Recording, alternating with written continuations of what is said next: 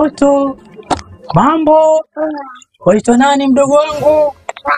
Rama, mashallah, una jina zuri. Sasa, kwanza umependeza. Jamani, sasa mdogo wangu, hii nini? Maji.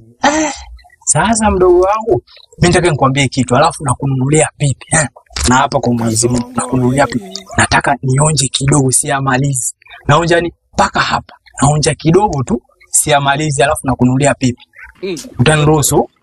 Jamani. Kama vile Mungu katuma malaika, alafu ndivyo bano na kiu. Mwenyezi Mungu bwana anajua. Yaani Kiswahili cha leo siku ya kwanza, lakini usimwambie mtu, sawa? Kama sijakununulia pipi, wewe nipige, sawa? Unipige. Sasa mdogo wangu, mimi kama nilivyokuahidi siamalizi. Yaani nikiamaliza wewe nipige. Nakunywa tu kidogo afu nakununulia pipi. Sawa mdogo wangu? Kaka. Kasongo. Astaghfirullah kaka. Kaka afanyaje? Basi unajua nini? Huyu mtoto kaniambia ni mbebe, wala hata mimi nilikuwa sinywi. Si eti mdogo wangu. Ameniambia ni mbebe, kanibembeleza, anasema kaka mimi nimechoka nibebe maji. Yaani kusoma sijui, pia picha sio ni kaka. Sio hivyo, alafu usichokijua huko ndani sio maji. Huko ndani sio maji. Nini? Mimi mwenyewe ndio nilikuwa naangalia, hata sijui nini. Eti nini? Unajuaje kama si maji?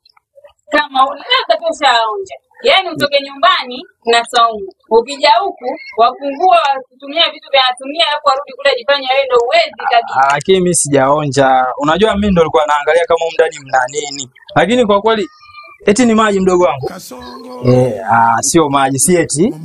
Sio maji, si unaona amekubali. Sio maji. Amenipa tu nimbebe. Shika. Shika. Sio maji. Si ndio? Sio maji. Ashika beba mwenyewe, nishakusaidia.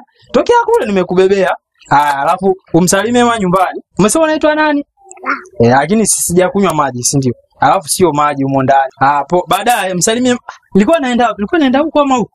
Nilikuwa naenda wapi mdogo wangu? Huku.